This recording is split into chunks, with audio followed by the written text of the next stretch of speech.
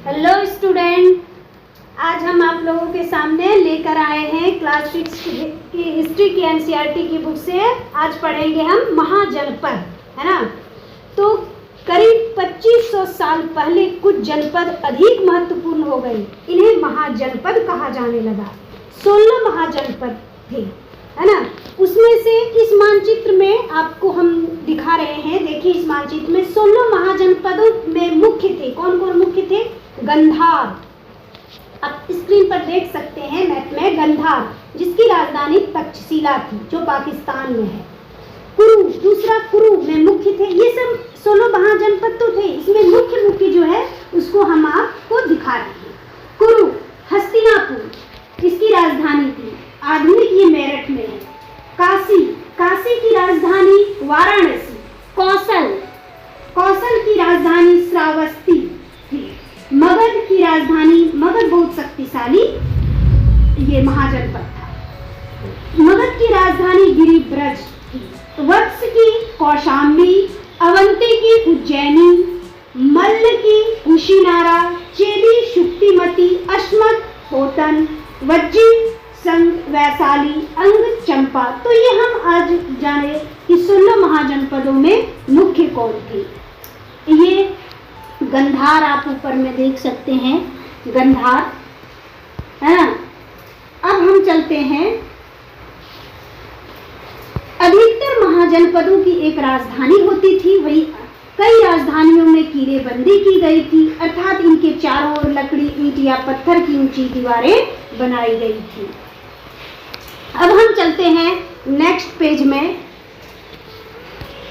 शक्ति का प्रदर्शन भी करते थे वो राजा सब। इस तरह से किले के अंदर रहने वाले लोगों और उस क्षेत्र में नियंत्रण रखना भी सरल हो जाता होगा। इस तरह की विशाल दीवार बनाने के लिए व्यापक योजना की आवश्यकता थी और लाखों की संख्या में ईंटों तथा पत्थरों का इंतजाम करना पड़ता था। हजारों स्त्री पुरुषों तथा बच्चों ने इसके लिए अधिक परिश्रम किया होगा।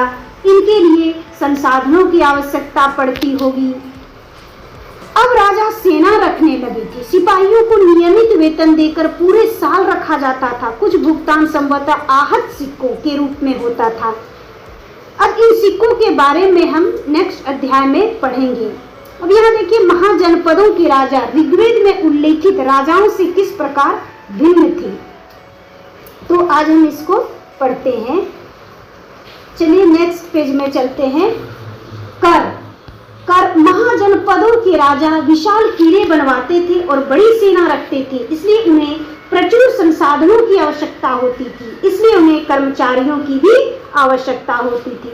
अतः महाजनपदों के राजा लोगों द्वारा समय समय पर लाए गए उपहारों पर निर्भर न रहकर अब नियमित रूप से कर वसूलने लगे, है ना। फसलों पर लगाए गए कर सबसे महत्वपूर्ण थे, क्योंकि अधिकांश लोग कृषक ही थे।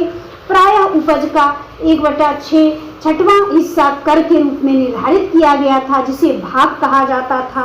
कारीगरों के ऊपर भी कर लगाए गए, जो प्राय श्रम के रूप में चुकाए जाते थे। जैसे कि एक बुनकर, लोहार या सुनार को राजा के लिए महीने में एक दिन काम करना पड़ता था। पशुपालकों को जानवरों या उनके उत्पाद के रूप में कर देना पड़ता था। व्यापारियों को सामान खरीदने बेचने पर भी कर देना पड़ता था। आखेटकों तथा खाद्य संग्राहों को जंगल से प्राप्त वस्तुएं देनी होती थी।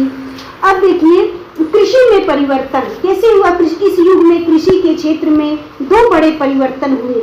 हल के फाल अब लोहे के बनने लगे, है ना। इस युग में कृषि में परिवर्तन हुआ। कैसे, क्या परिवर्तन हुआ? तो हल के जो फाल थे अब लोहे के बनने लगे। अब कठोर जमीन को लकड़ी के फाल की तुलना में लोहे के फाल उसे आसानी से जोता जा सकता था। इससे उपज बढ़ गई। दूसरा था, लोगों ने धान के पौधों का रोपण शुरू किया, अर्थात खेतों में बीज छिड़क कर धान उपजाने के बजाय धान की पौध तैयार कर उनका रोपण शुरू किया था। अब पहले की तुलना में बहुत ज्यादा पौधे जीवित रह जाते थे, इसलिए पैदावार भी ज्यादा होने लगी। अब चलते हैं हम नेक्स्ट पेज में। सूक्ष्म निरीक्षण देखते हैं कि लगभग 200 साल के भीतर मगध सबसे महत्वपूर्ण जनपद बन गया। गंगा और सोन जैसी नदियां मगध से होकर बहती थी। गंगा और सोन जैसी नदियां किससे बहती थी? मगध से होकर बहती थी। यातायात, जल वितरण और जमीन की उपजाऊ बनाने के लिए जमीन को बहुत महत्वपूर्ण थी। मगध का एक हिस्सा जंगलों से भरा था। इन जंगलों में रहने वाले हाथियों को पकड़कर उन्हें प्रशिक्षित कर सेना के काम में लगाया जाता था। यही नहीं, जंगलों से घर, गाड़ियां तथा रथ बनाने के लिए लकड़ी मिलती थी। इसके अलावा इस क्षेत्र में लौह अयस्क की खदानें हैं। मजबूत औजार और हथियार बनाने के लिए बहुत उपयोगी थे। मगध में दो बहुत ही शक्तिशाली शासक थे। या ये बहुत इंपॉर्टेंट है, इसको याद रखिएगा। मगध में जो सबसे शक्तिशाली राज्य था, महाजनपद था, मगध सबसे शक्तिशाली महाजनपद था। मगध में दो ही बहुत शक्तिशाली था। कौन कौन शासक? बिंबिसार तथा अजातशत्रु, है ना। वे अन्य जनपदों को जीतने के लिए ये हर संभव साधन अपनाते थे। महापद्मनंद और एक और महत्वपूर्ण शासक थे। उन्होंने अपने नियंत्रण का क्षेत्र इस उपमहाद्वीप के उत्तर पश्चिमी भाग तक फैला लिया था। बिहार में राजगीर है, जो आधुनिक राजगीर है, कई सालों तक मगध की राजधानी बनी रही। बाद में पाटलिपुत्र को राजधानी बनाया गया।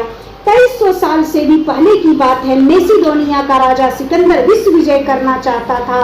पूरी तरह सफल न होने पर भी वह मिस्र और पश्चिमी एशिया के कुछ राज्यों को जीतता हुआ भारतीय उपमहाद्वीप में व्यास नदी के किनारे कुछ राज्यों को जीतता हुआ भारतीय उपमहाद्वीप में व्यास नदी के किनारे तक पहुंच गया। जब उसने मगध की ओर कूच करना चाहा तो उसके सिपाहियों ने इनकार कर दिया। इस बात से वे भयभीत थे।